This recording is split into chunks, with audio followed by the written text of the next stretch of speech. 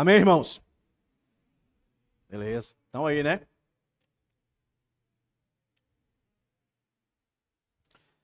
Pela graça de Deus, meus irmãos. Vamos para o nosso último sermão aqui no livro de Ageu. Os 3 últimos versos aí. Verso 20, 24, né? 20, 21, 22 e 23.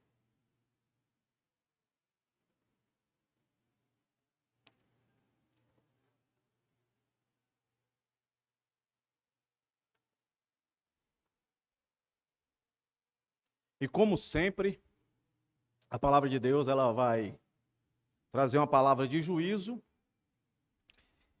e de esperança. Está sempre junto, os dois, juízo e esperança.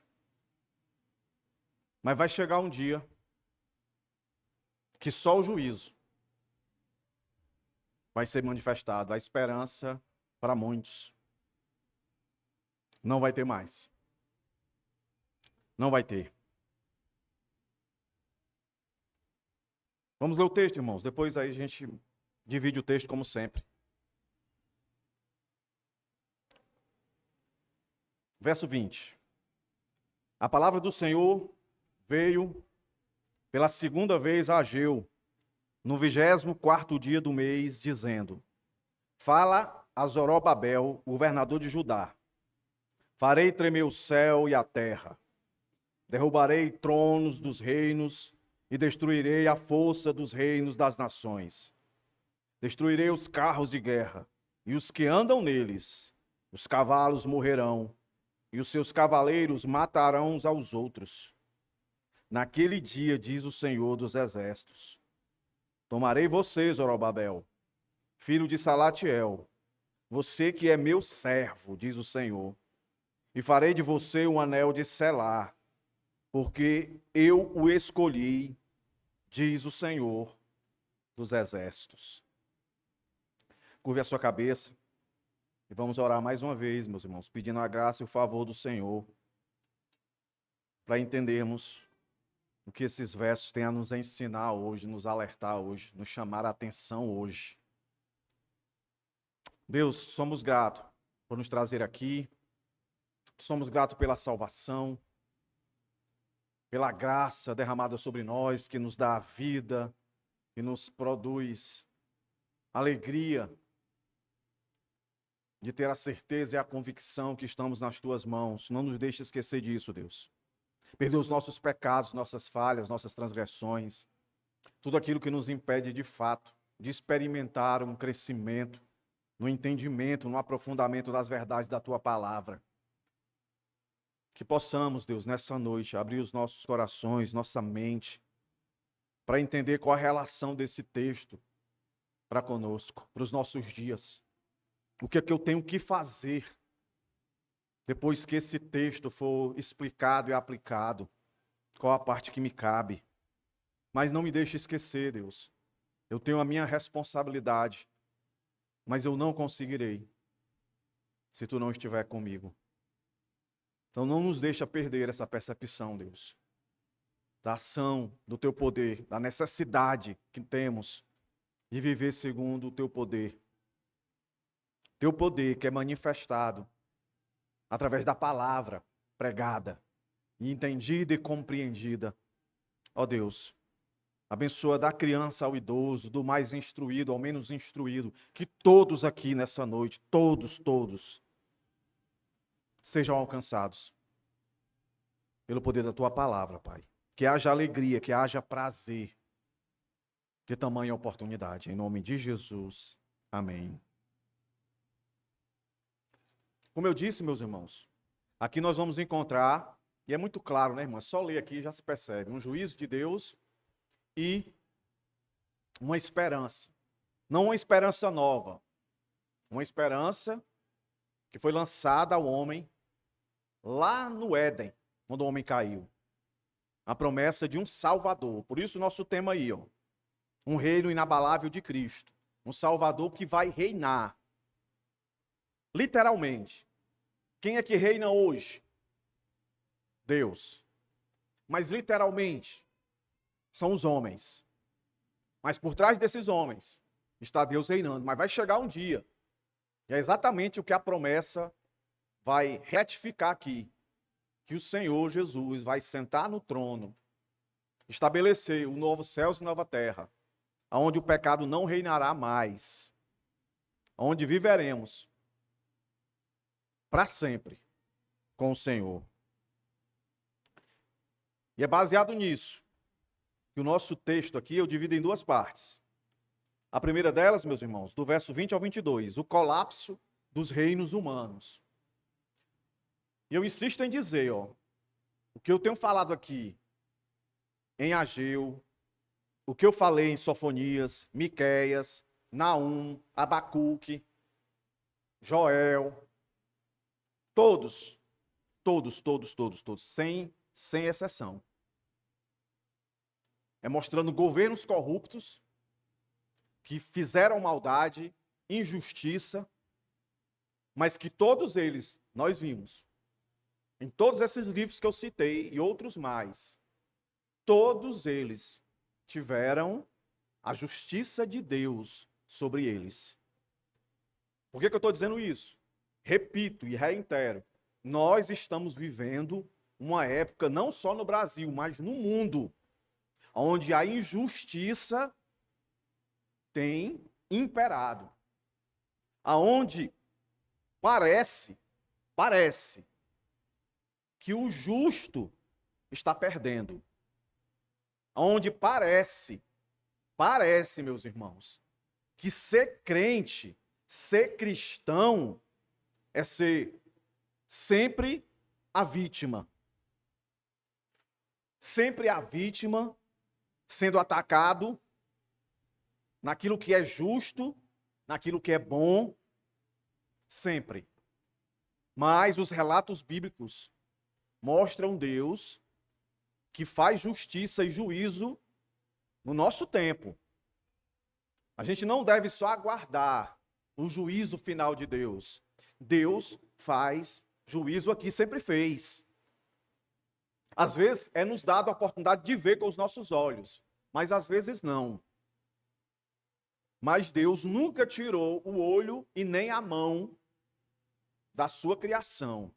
E quando eu digo criação, tudo. Não fica nada de fora. A terra, todas as constelações, todos os planetas, tudo que você entende por criação. Nunca deixou de estar no controle de Deus. E aqui nós vamos ser lembrados de novo que ele faz o que quer. E no nosso texto aqui, colapsar. Ele toca. Verso 20 e 22. E no verso 23, a promessa ratifica a vitória triunfante do reino de Deus. E aqui, todas as vezes que eu falo, dentro desse contexto, o que está na minha mente aqui é as palavras de Paulo lá em Romanos capítulo 8. Todas as coisas cooperam para o bem daqueles que amam a Deus. E quando você segue o texto, vai aparecer a palavra que aparece aqui, escolher, ele escolhe, ele chama. E lá vai dizer, ele glorificou. E na continuação ele vai dizer, olha, se eu dei meu filho para morrer por vocês, todas as promessas que eu tenho sobre ele, e aqui a gente vamos ver ela, mais uma vez no verso 23, estão sobre vocês. Então nada poderá impedir isso de acontecer. Aí o linguajar lá de Romanos é, nem morte, nem fome, nem nudez, nem perigo, nem espada, nem coisas do presente, nem do porvir, nem qualquer outra criatura pode nos separar do amor de Deus, que é Cristo.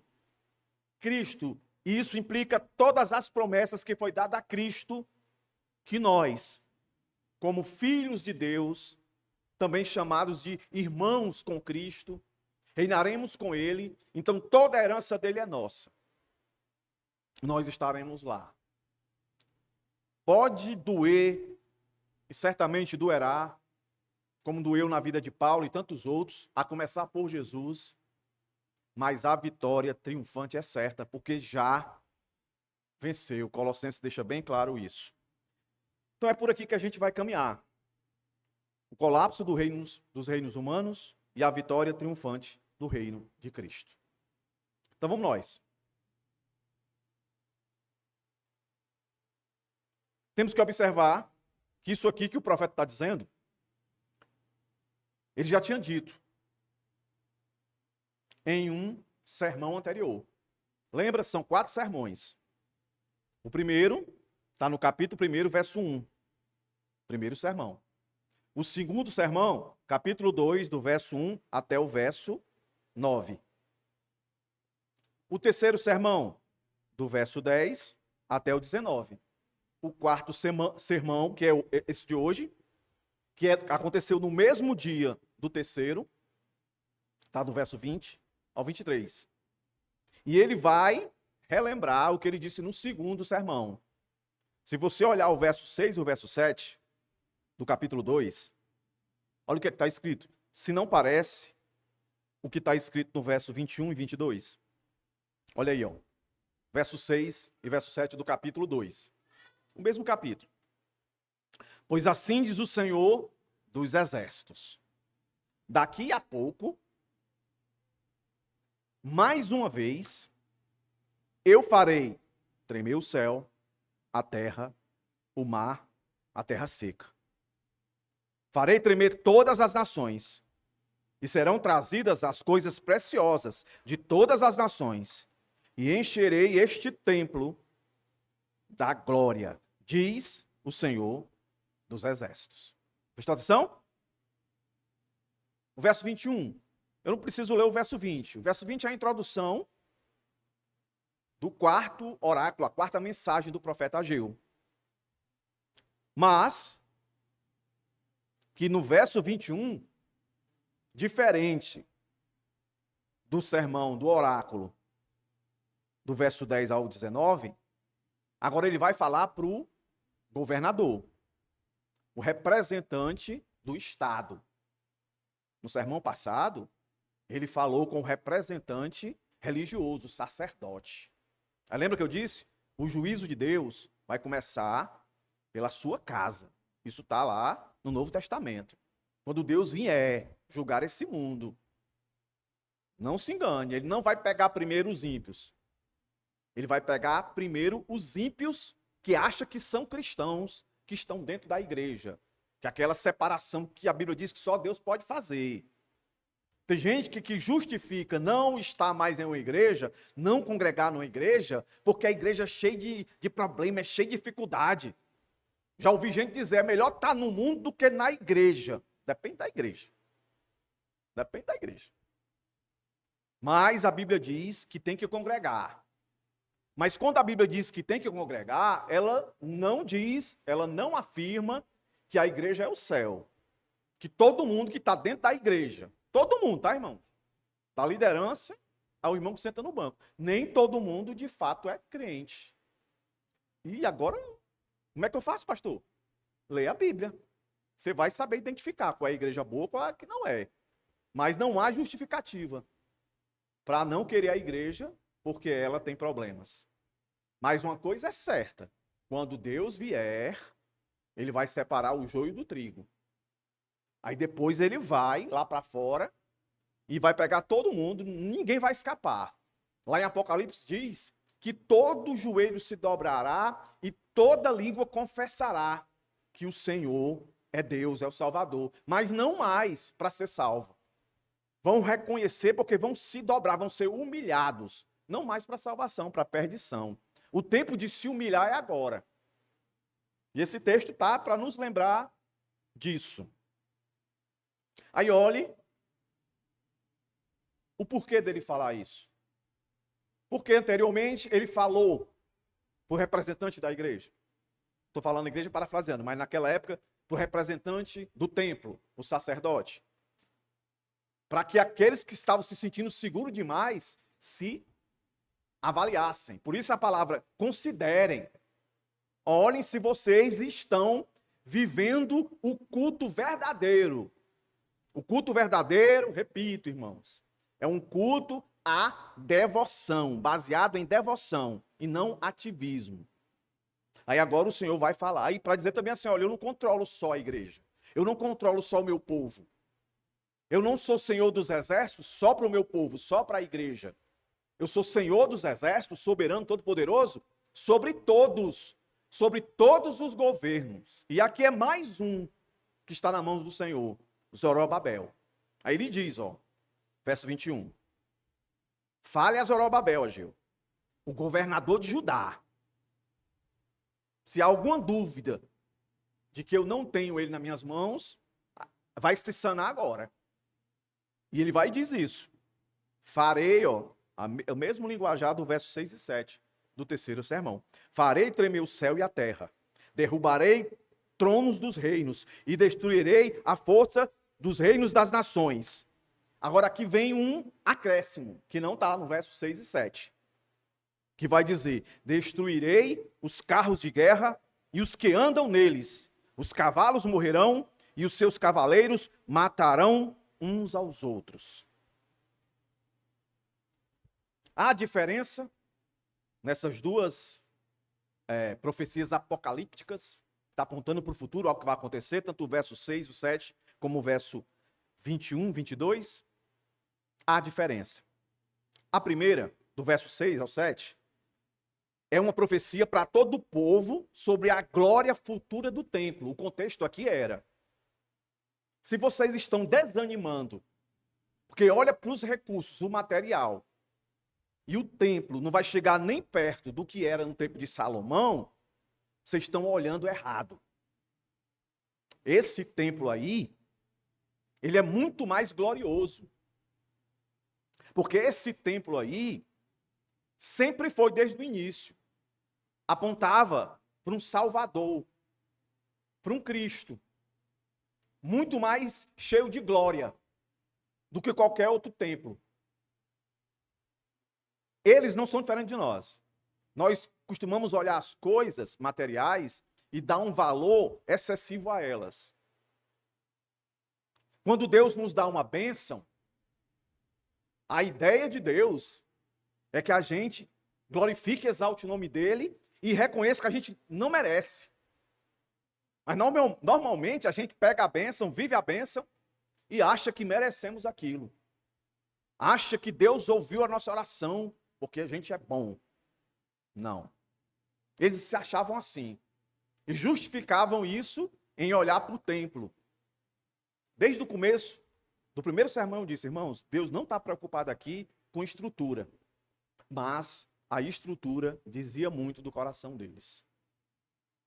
Já aqui agora, que tem as mesmas impressões, mas com acréscimo, do verso 21 e 22, a palavra agora é específica a um governo. Não é um povo, é um governo. Liderado por Zorobabel. E a ideia aqui é que ele, mais na frente a gente vai ver, ele vai ser um representante, um tipo de um rei, de um governo inabalável. A gente vai chegar lá. Inabalável. Então, quando fala de abalar, o verso 2:7 dá a ideia de algo cósmico, que vai atingir tudo. Quando o abalar, e todas as expressões que aparecem repetidas aqui, com um acréscimo que lá não tem, a ideia é de uma dimensão não só cósmica, mas política e militar. O 6 e o 7, Deus está mandando olhar mesmo para a criação. Olhe para cá, tudo isso aqui, céus, terra, mar, toda a criação, eu vou movimentar tudo. E aí quando a gente lembra, e aqui aponta para o Novo Testamento, esse verso 6 e 7, ele é citado lá em Hebreus, para um povo de dura cerviz, para um povo que estava querendo largar a nova aliança e voltar para a antiga. Largar uma realidade concreta e perfeita e terminada para algo que não era completo e nem perfeito, só apontava, só a sombra. Foi dito aqui, não sei se não é BD, não lembro, que ninguém aqui, quem é casado, quem tem uma namorada, vai querer namorar com a foto. Se bem que hoje tem doido que faz isso, né? Namorar com a foto. Se meu amor, semana que vem eu não venho, vou bater uma foto sua e eu vou namorar com você com uma foto. Era o que o pessoal lá de Hebreus estava querendo fazer. voltar para as figuras e a realidade que era Cristo. Então a ideia do verso 6 e 7 é Deus mostrar que ele é o Deus que abala tudo, e no Mateus 24, lá diz que quando o Senhor voltar, vai tremer tudo. Vai acontecer coisas que nunca aconteceram na história.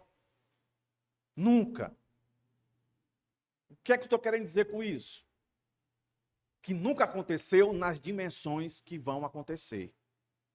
No dia que Jesus voltar, meus irmãos, que o verso 6 e 7 e o verso 20 e 22 está dizendo, vai ter terremoto, vai ter maremoto, vai ter, a terra vai como é que eu posso dizer? Vai sofrer uma convulsão. Mas será de um jeito nunca visto, nunca percebido, que a Bíblia diz que autoridades, pessoas, vão correr e pedir para que os montes caiam sobre elas. Tamanho desespero para aqueles que não têm Cristo como Senhor e Salvador. Para os crentes, não.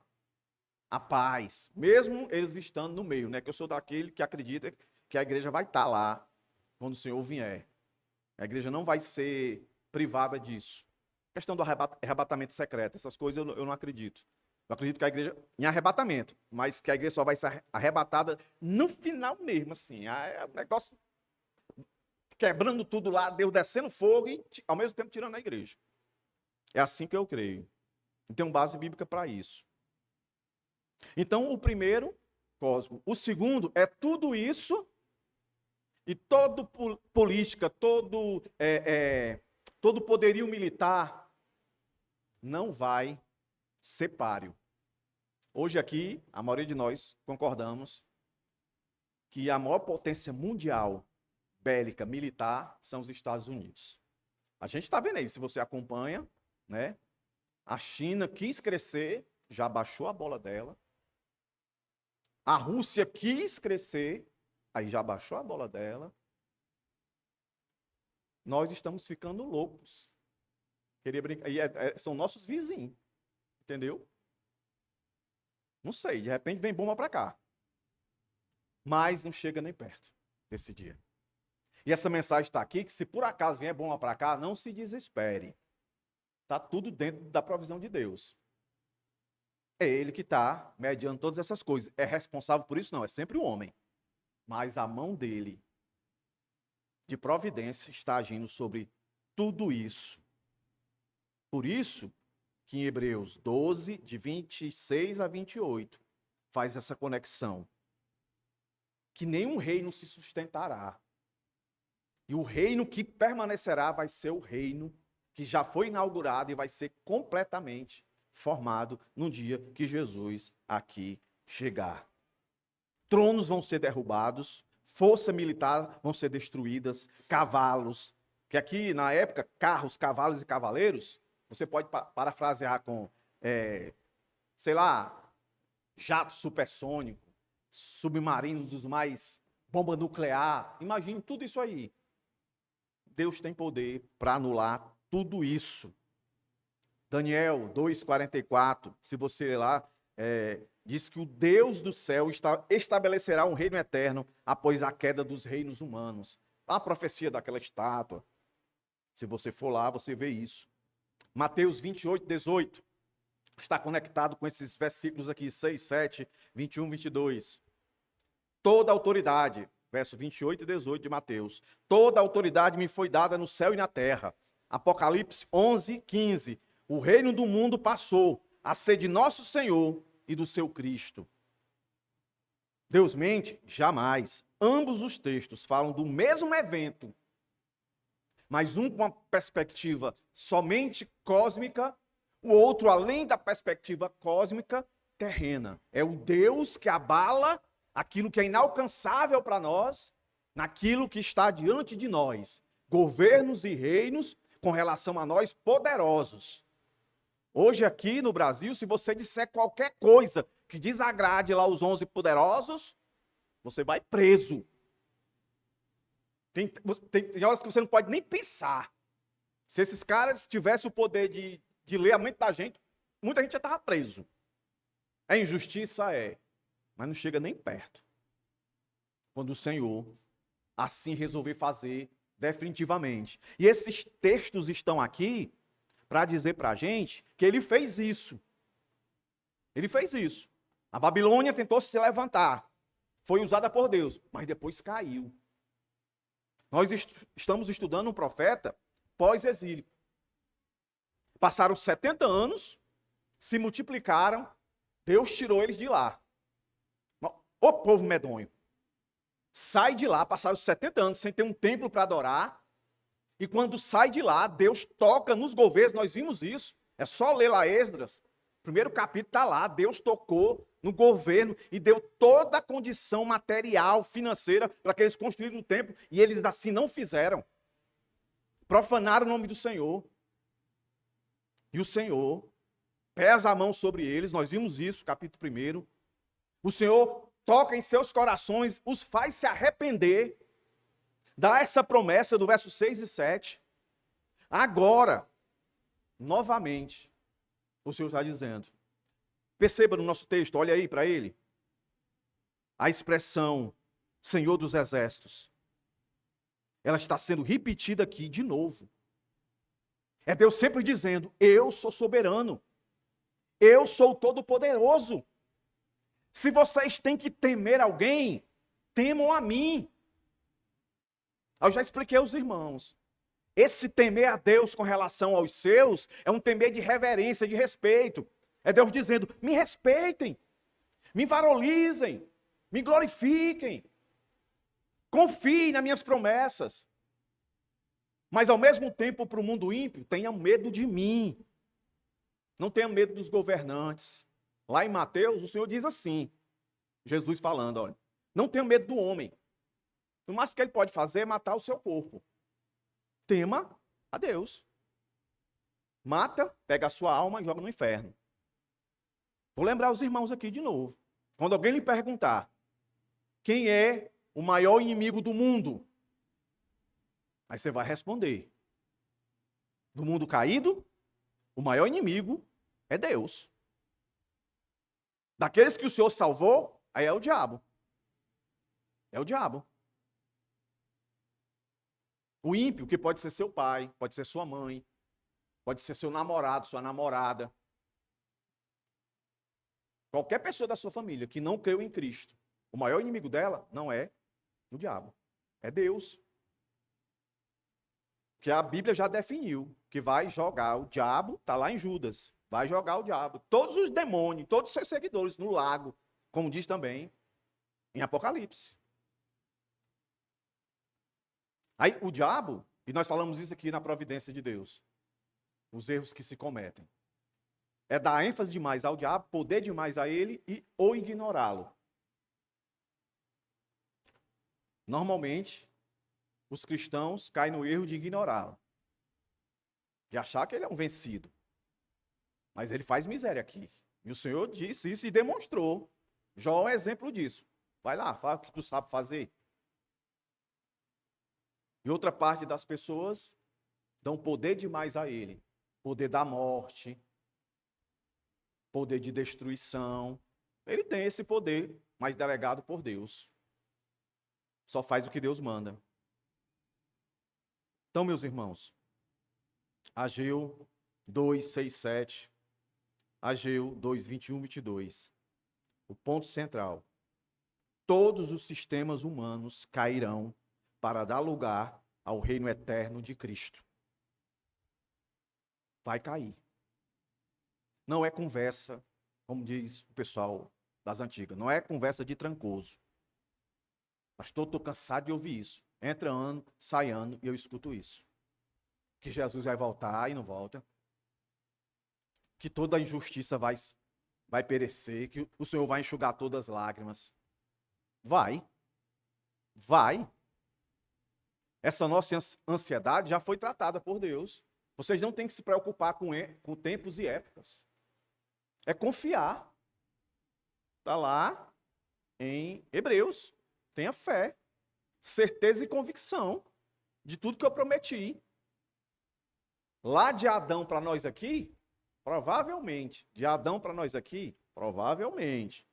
10 mil anos. Tem gente que diz que a Terra tem não sei quantos bilhões de anos. Eu não acredito nisso, não. Acho que a Terra vai ter 10 mil, no máximo 12 mil anos. Que para nós não faz diferença, né, irmão? Se disser que a Terra tem 4 bilhões de anos e disser que ela tem 12 milhões de anos, tá longe do mesmo jeito, tá não? Vai contribuir. Mas tudo que o Senhor falou e registrou na Bíblia, a promessa e algumas específicas que tem vários cumprimentos, e essa é uma, a que está no verso 6 e 7, 21 e 22, são promessas que aconteceram, estão acontecendo, mas ela aponta para uma final. O farei, derribarei, destruirei. Repito, aconteceu com a Babilônia, aconteceu com a Síria e outros, né? Então, portanto, ratificando, juntando esses versos 6, 7 e o 21, 22, nenhum império, governo ou poder humano é eterno. Depois da Babilônia, vem o Império Pérsia. Depois do Império Pérsia, vem o Império Grego. Depois do Império Grego, vem o Império Romano. O Império Romano cai também. A história mostrou isso. O Império Persa, ele vem depois desses 70 anos, é instrumento de Deus para aniquilar a Babilônia. E depois vem, aí entra aquele período que chama interbíblico, que está entre Malaquias e Mateus, que é conhecido como interbíblico. Alguns entendem que foram 400 anos, que o Senhor não levantou nenhum profeta. Aí muitas pessoas associam, por Deus não ter levantado nenhum profeta nesse período, Deus deixou o mundo. Não. Deus sempre esteve envolvido. Deus estava por trás do Império Persa, que derrubou o Império Babilônico. Deus estava por trás dos imperadores do Império Grego, para derrubar o Império Persa. Deus estava por trás. E aí isso fica muito claro quando a gente lê Mateus. Tudo que o Império Romano fez. Obra política, econômica, social, de estrutura, foi tudo preparando para que Jesus chegasse. Aquilo que está escrito lá em Gálatas. A plenitude dos tempos. Deus nunca tirou a mão. E todos esses reinos que eu acabei de falar aqui, babilônico, persa, grego, romano, todos caíram. Então, se eu acredito nisso, está na Bíblia, eu creio, você acredita? Então, qualquer outro império hoje, porque a Bíblia dá uma ideia, e muitos acreditam, que nós estamos caminhando para que exista só um governo mundial. Que não daqui, alguns acreditam que vai chegar um tempo que não vai se dizer assim, o presidente do Brasil, o presidente dos Estados Unidos, o presidente da França, não. Vai ser um só governando o mundo todo. Que seja. Mas alguém pode pensar assim, quando for isso, então esse cara é muito poderoso. É imbatível. Lembre disso aqui. O Império Babilônico era poderoso. E antes dele, o Assírio era poderoso. E todos eles caíram. Caíram. E quem é que faz isso? Deus. Aí eu quero que, quem não está acompanhando aqui na quarta-feira, vai ter o privilégio agora. Eu quero que você vá lá para Daniel. Esse verso aqui é para amarrar tudo que eu falei até agora. Daniel, vá para lá. E abra aí.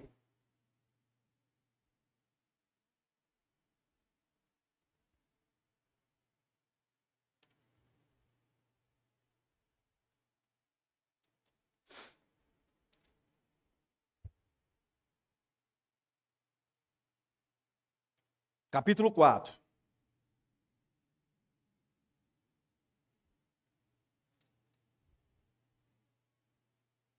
Quero ler 2 versos aqui, tá?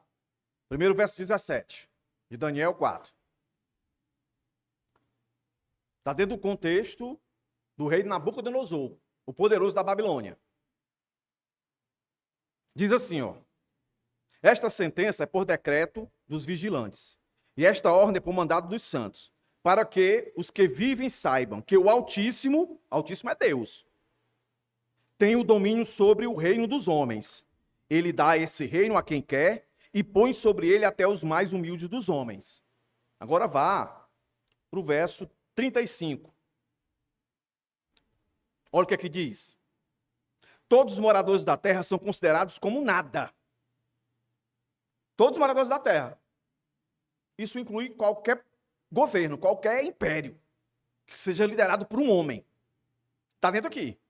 Todos os moradores da terra são considerados como nada. E o Altíssimo faz o que quer com o exército do céu. Está aí, ó. E com os moradores da terra. Faz o que quer com o exército do céu, com os moradores da terra. Não há quem possa deter a sua mão, nem questionar o que ele faz. Esse mesmo Deus aqui, que está falando pela boca de Ageu.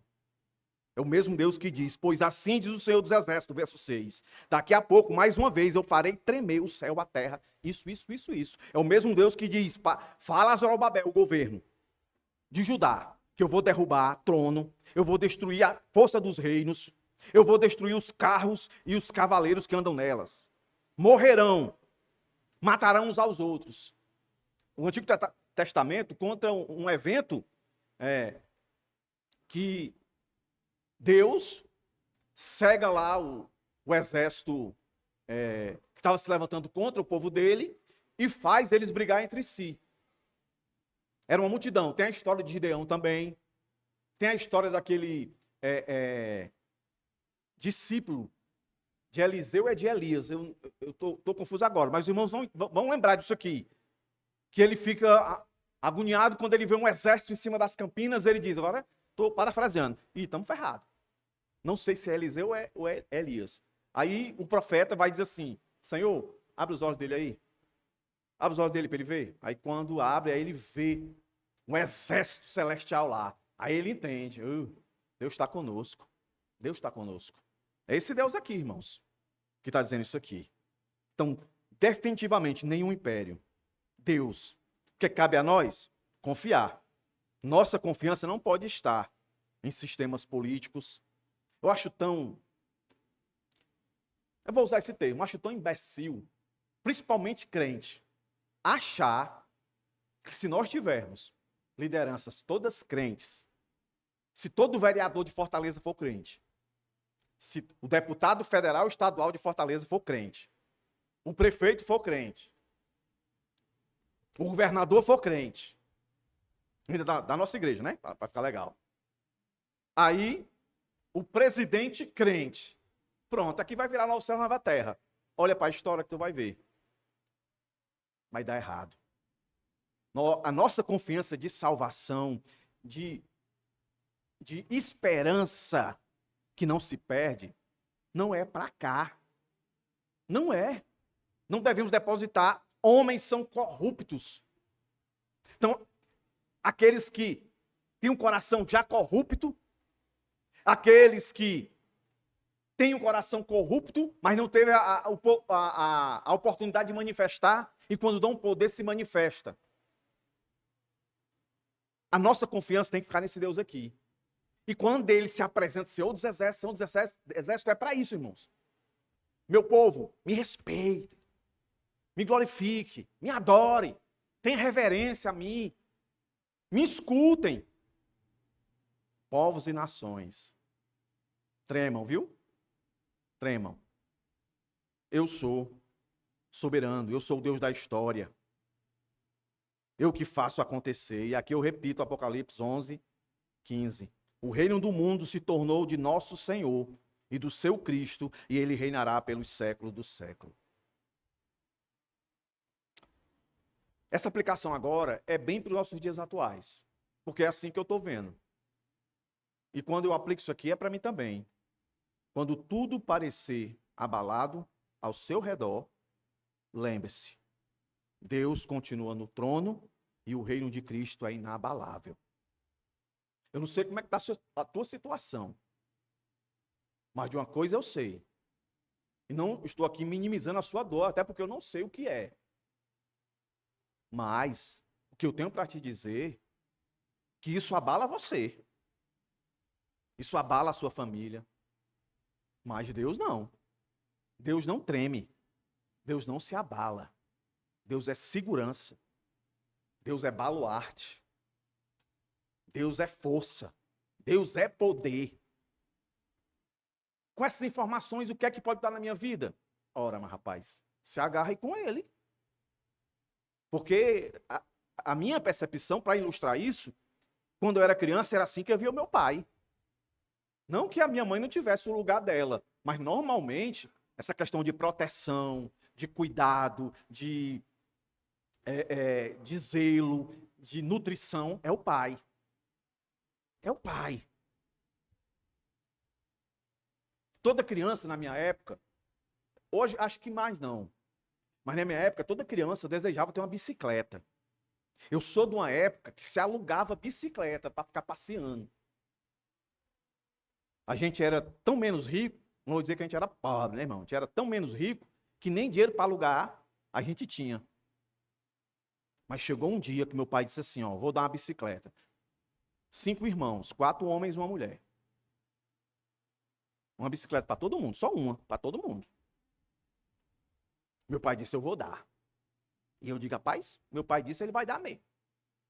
E como a gente se comporta com Deus, ficava ansioso, aquela coisa toda, mas eu sentia segurança. Chegou o dia. Vamos. Onde é, pai, que a gente vai comprar? No Ronce. Olha aí, lembra disso? Ronce, lá na Parquelândia. Chegamos lá, tá lá a bicicleta. Escolhe qual é que tu quer. Eu, como mais velho dos homens, fui lá, né? A honra era minha. Essa aqui, BMX, uma plaquinha na frente. Aí o cara, deu o endereço que a gente manda deixar. O quê? Eu quero ir nela. Não, porque tem que fazer uns acochos aí. Não, eu quero essa aqui. Eu peguei e foi da vitrine. Parquelândia. Aí eu disse, pai, dá para nós ir para casa? O pai dá, mora na Barra do Ceará. Meu pai dá. Aí veio a pé. Meu pai vinha a pé, vinha. Aí quando ele tava bem pequenininho, aí eu chinelava e encostava nele. Pobrezinho lá. Bora, pai, bora. Quando chegou lá na Guararapes, quem conhece aqui a Guararapes ali, perto do terminal, eu disse, pai, tá cansado, é? Eu também tô, pedalando. Meu pai deu sinal para um táxi. Nessa época, o táxi dava sinal assim, ó. Parava. Aí parou aquele táxi fantástico, um Fusca. Botou a bicicleta dentro, levou. Pastor, por que está contando isso? A segurança que eu tinha no meu pai. Estava preocupado com o trânsito, não estava preocupado com o ladrão. Estava tão alegre com a bênção, a bicicleta. Meus irmãos, cheguei em casa, aí cada um dava uma voltinha. E era com a rodinha, porque ninguém sabia andar, era com a rodinha. Aí à noite, eu dormia de rede. Aí, mesmo quando eu acordava à noite, eu olhava. Talvez se era um sonho. Você estava ali mesmo, a bichinha. Depois passei uma semana sem poder andar. Tava tudo vermelho aqui por baixo. Tanto andar. Podia nem sentar, entendeu? Era quando não estava andando na rua dentro de casa, ficava só fazendo aquele... Por que eu estou dizendo isso? Alegria. A gente não era família rica. Mas o meu pai passou essa segurança. É sua. Não me preocupei, repito, com ladrão, nem nada.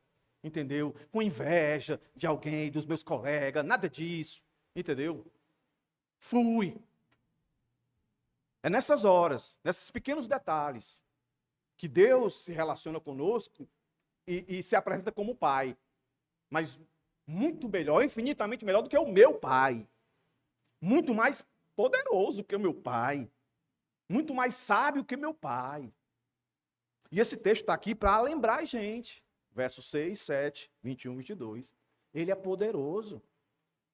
Ele não trouxe a mim, a você, a existência e virou de costa, não. Ele tem um cuidado para nós. E crente que sofre, pode acreditar, crente que sofre por fidelidade, porque, meus irmãos, a gente vai sofrer de qualquer jeito nesse mundo. Jesus disse, no mundo tereis aflições. Mas nós, crentes, cristãos, nós temos que optar a sofrer por fidelidade. Sofrer por fidelidade nos amadurece, nos deixa mais fortes, mais resistentes às lutas que virão, porque elas virão. Agora, se a gente sofrer por infidelidade, aí, meus irmãos, é açoite, machuca, dói, entendeu? Dói. Se for um não cristão, é para perdição. Se for um cristão, é para chamar ele ao arrependimento. Como a família, o pai quando bate, açoita. Hoje não pode mais, né? Hoje não pode mais bater. O mundo aí, se você batesse seu filho de denunciar, você está ferrado. Eu oro muito e sou feliz com todos os irmãos que estão tendo filho nessa geração. Feliz demais. Mas oro também para Deus dar força a vocês, para educar essas crianças nesse mundo tão difícil. Porque a Bíblia diz que tem que açoitar. Eu não preciso mais, eu acho que não preciso. Tem a Débora, tem 17 anos, né? Aí, de vez em quando eu ameaço, olha, não brinque não. Brinque não. O Thiago não posso mais, casou, né? Às vezes eu tenho vontade, mas não posso. Mas Deus é pai da gente. Hebreus vai dizer que ele castiga. Então viva. Viva desapegado do poder, da glória e da esperança terrena.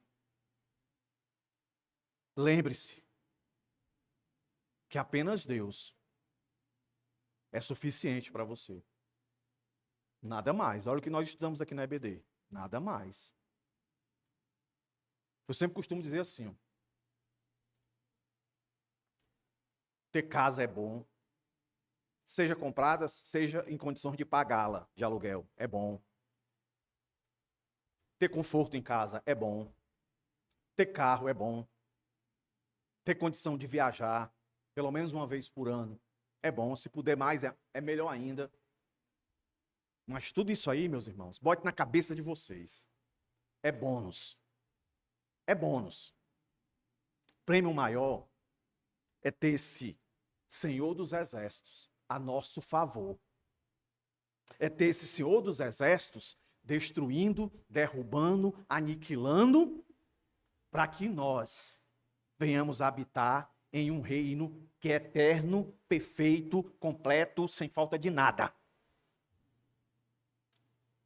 Que ele diz que já preparou para nós. Por isso, meus irmãos, que o verso 23, que é o nosso segundo ponto, é arrebatador. A vitória triunfante do reino de Cristo. E eu deixei agora, para historicamente, colocar aqui o Zorobabel. Eu não quis apresentá-lo ele antes, além de governador de Judá. Deixei para apresentar aqui, proposital. Para que a gente entenda uma coisa. Essa profecia não é para ele. Não é para ele. Essa profecia é para Cristo. Não é para ele. Eu vou explicar. Então vamos lá. Relembrando, Zorobabel foi governador de Judá após o retorno do cativeiro babilônico, com o papel central da reconstrução do templo. Está lá em Esdras 3:2, Ageu 2:2. Ele é o governador. Seu reinado político, escute bem isso aqui, de Zorobabel. Seu reinado político foi limitado e restrito à Judéia, sob o domínio persa. Ele não estabeleceu um reino humano duradouro. O reino persa veio, acabou com a Babilônia e também com o reinado dele. A duração do reinado dele foi mais ou menos de 14 a 15 anos, conforme alguns registros. Sucessores. Bem, historiadores indicam que não houve sucessor imediato, com autoridade similar. O governo judeu permaneceu sob supervisão persa.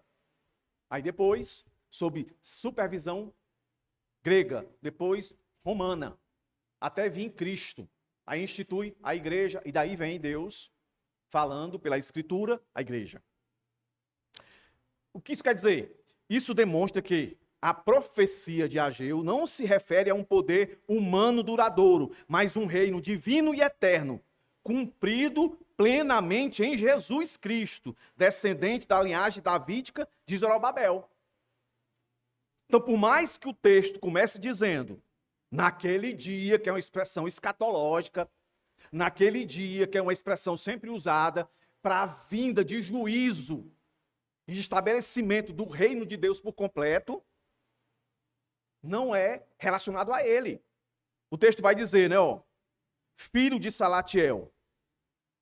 Por quê? Acabei de explicar historicamente. Ele reinou 14, 15 anos. Depois dele, talvez nem tenham mais. Não se encontrou nas pesquisas alguém que sucedeu ele. E a prova cabal, que quando Deus está falando para ele, Deus está querendo ser entendido. Que sobre ele, sobre a linhagem dele, virá um que de fato terá o reino eterno. Aí, como é que a gente sabe disso? Quando você vai lá para Mateus. Aí você tem que ir lá e marcar, para você nunca esquecer esse link. Mateus capítulo 1, também tem Marcos. Mas Mateus, tá mais rápido de achar aí. Olha aí, ó. Mateus capítulo 1. Olha o que é que diz.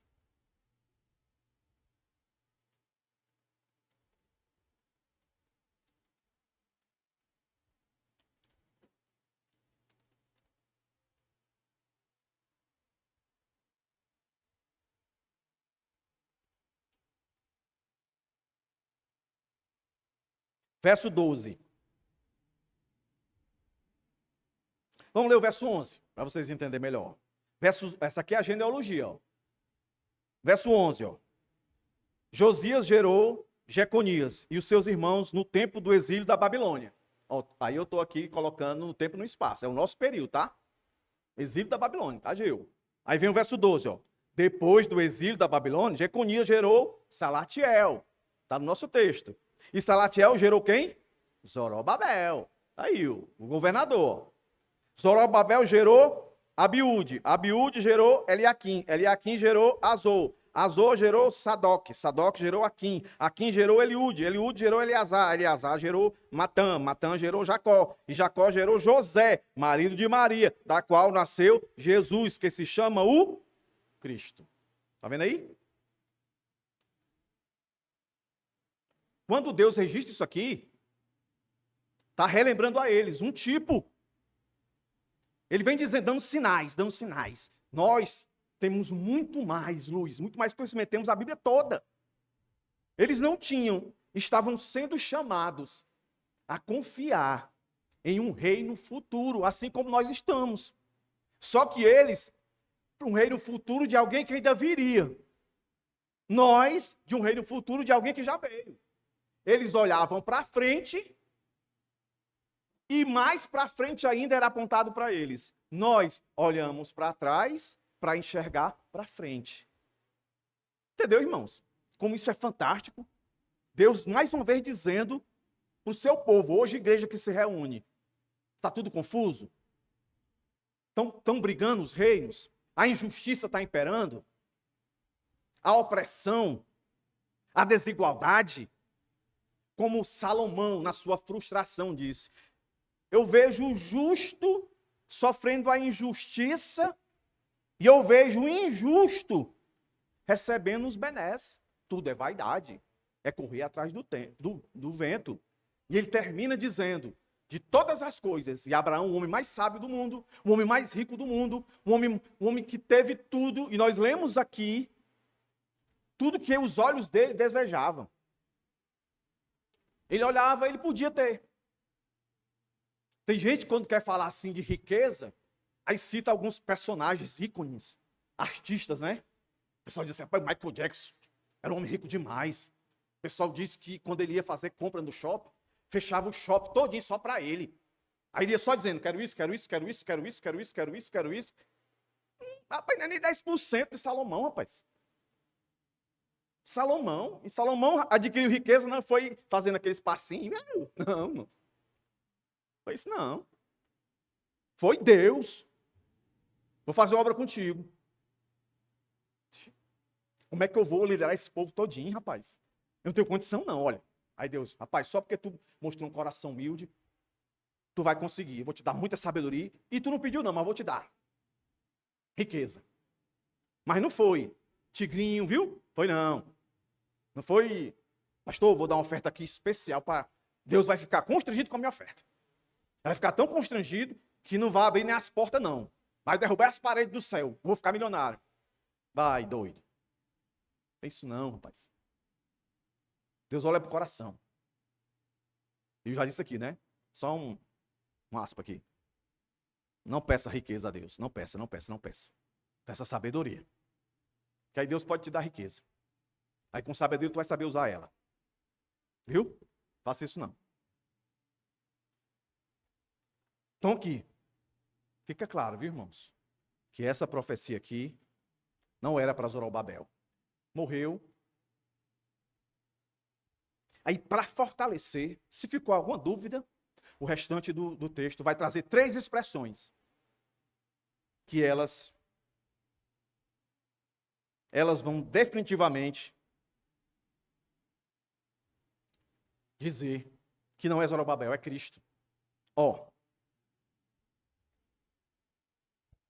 naquele dia diz o Senhor dos Exércitos, tomarei você, diz o Senhor dos Exércitos, tomarei você, Zorobabel, filho de Selatiel, porque você é meu servo. Olha aí, a primeira expressão, meu servo. É um título messiânico, recorrente. Se você ler, por exemplo, Isaías 41:2, 49:3, 52:13, 53:11, só alguns aqui. Se você ler, vai estar lá. Essa expressão, meu servo, associada a Cristo. Um tipo de Messias. Ele, Zorobabel, é um tipo, aponta para o Messias. Porque o que Deus está querendo dizer é que o nosso Salvador, ele é que governa, ele é que reina. Entendeu? E aí o texto continua, depois de dizer isso, meu servo, aí ó, diz o Senhor, a expressão diz o Senhor, né, que muitos profetas, para chancelar que é Deus falando, assim diz o Senhor. Hoje não é mais assim. Deus fala pela palavra, não fala mais para o profeta como Jeremias, Ageu, não. É pela palavra, não é mais assim como diz o Senhor. Hoje é assim como as Escrituras dizem, é assim que Deus fala. Eu jamais poderia dizer, assim diz o Senhor, uma promessa para vocês. Não, assim, aí eu posso dizer assim, ó, assim diz a palavra do Senhor, que nós reinaremos com Ele, que você reinará com Ele. Ponto. Aí ele vai dizer, depois de falar, servo, farei de você, a segunda expressão, um anel de selar. Eu acho que todo mundo aqui entende o que é isso, anel de selar. Você já deve ter assistido filmes de época, cristãos ou do Império Romano. Esse selar aí é a ideia de autoridade, de validade. Quando a gente vai no cartório, né, sei lá, comprar um carro, comprar uma casa, que a gente manda redigir o documento, aí não tem lá o selo do cartório, que autentifica que aquele documento, o que ele está dizendo é verdade. Você tem autoridade para dizer que aquele carro, aquela casa, aquele terreno é seu. Na época lá era um anel que ficava na mão, no dedo do governo, né, do imperador, do governante, e aí ele colocava em uma cera e no documento ele selava. Pá! Entendeu? Era como um símbolo de autoridade e autenticidade. Garantido assim a validade. Aquilo era um decreto. Você encontra isso em Gênesis 41, 42, 1 Reis 21 e 8 e tantos outros textos mais. Então, dito isso, Zorobabel, quando recebe essa profecia sobre ele, tipifica o Messias, que é o selo de Deus na história. E no caso dele aqui, lendo lá Mateus 1, na história da herança, né? De ancestralidade. Deles ia sair o Messias. A gente não leu lá? Fulano, teve fulano, chegou em Zorobabel, até José, Maria e Jesus. Essa é a ideia. Então, ou seja, Deus está, mais uma vez, autenticando o plano divino de redenção e soberania sobre todas as nações. É Deus dizendo, mais uma vez aqui, eu governo esse mundo. Hoje eu governo esse mundo de forma espiritual. Eu estou por trás de todos esses homens aí, por mais poderosos, por mais ímpios, por mais mal que sejam, eu estou dirigindo tudo isso, porque todas as coisas cooperam para o bem daqueles que amam a Deus. Mas eu quero que vocês entendam que espiritualmente eu estou preparando na linha do tempo, para que vocês entendam que vai chegar uma hora que aquilo que é espiritual, aquilo que é figura, aquilo que é sombra, aquilo que é símbolo, vai se tornar realidade, que é Cristo.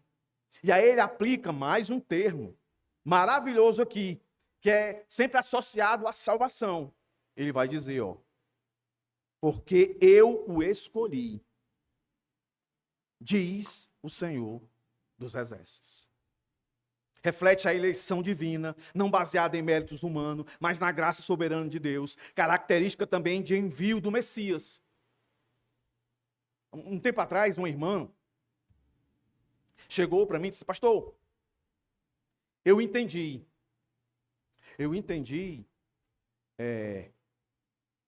a Trindade. Eu entendi a Trindade, porque eu vi um pastor falando que quando foi para resolver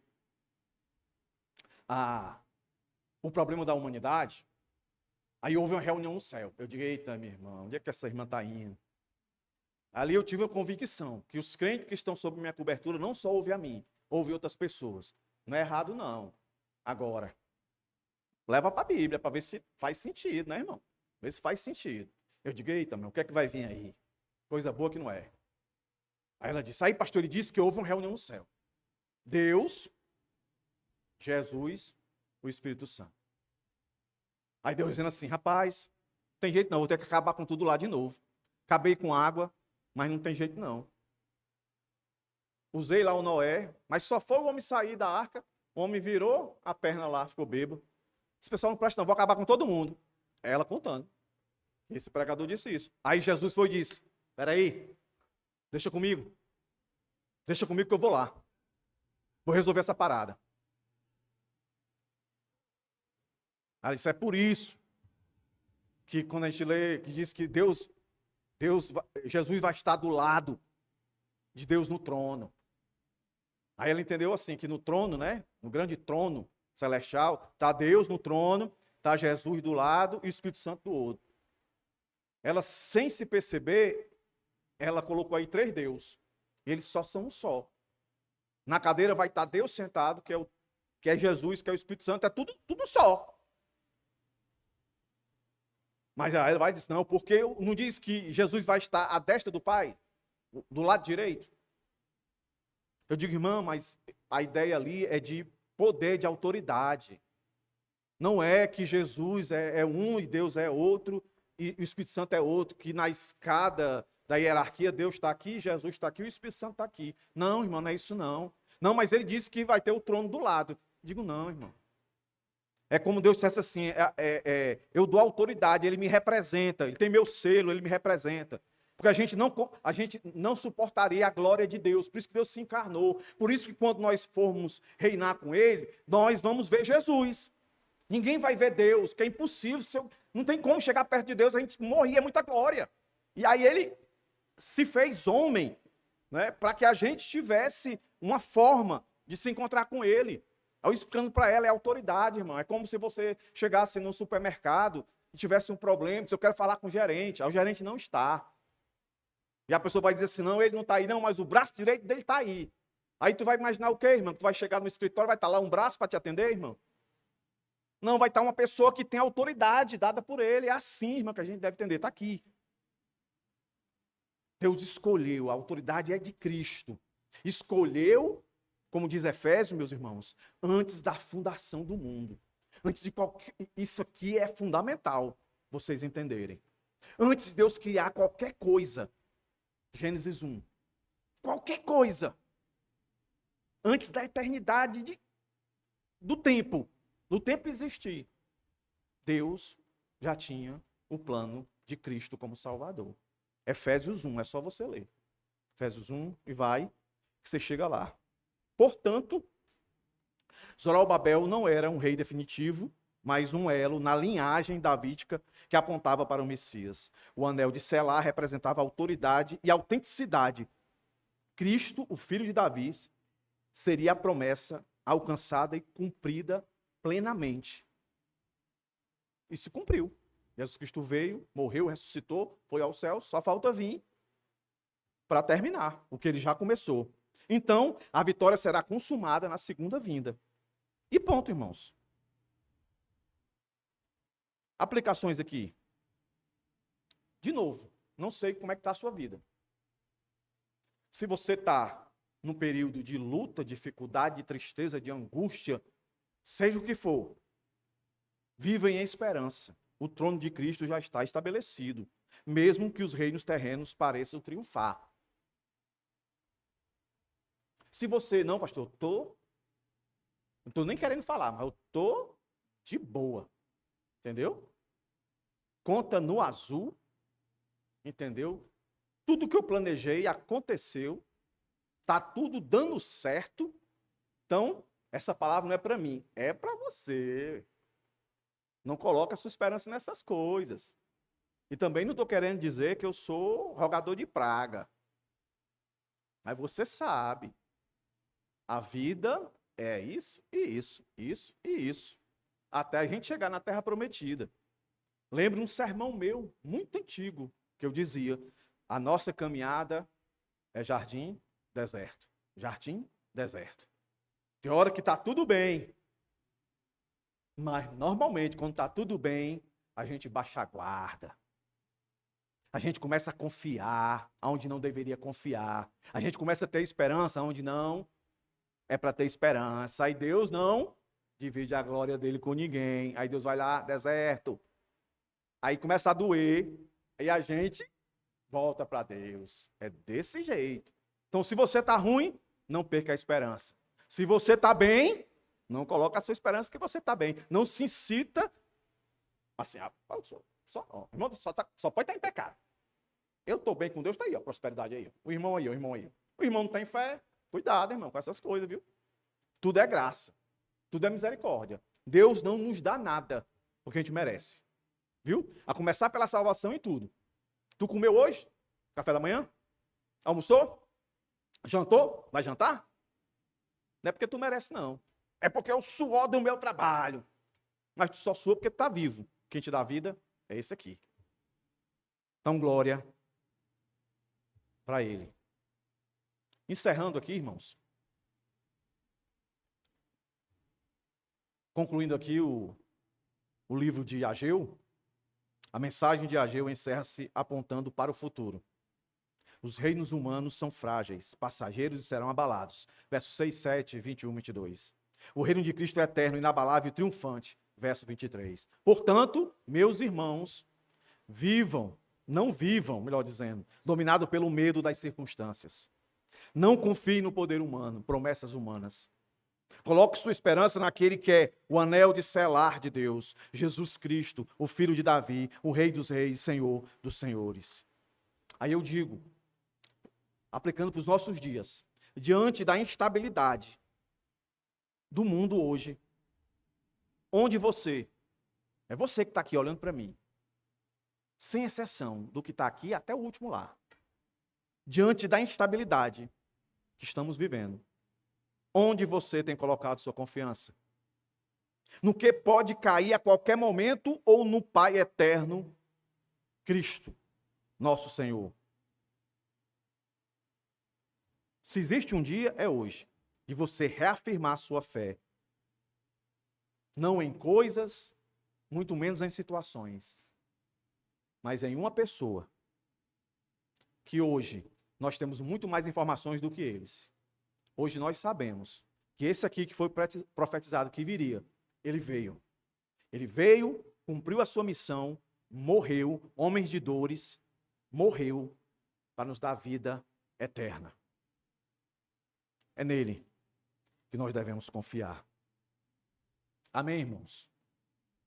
Então aqui se encerra mais um profeta, conhecido como profeta menor, que nós, pela graça de Deus, concluímos. Teremos Zacarias e Malaquias. Oremos, irmãos. Senhor Deus e Pai, graças te dou pelo privilégio de terminar mais um livro.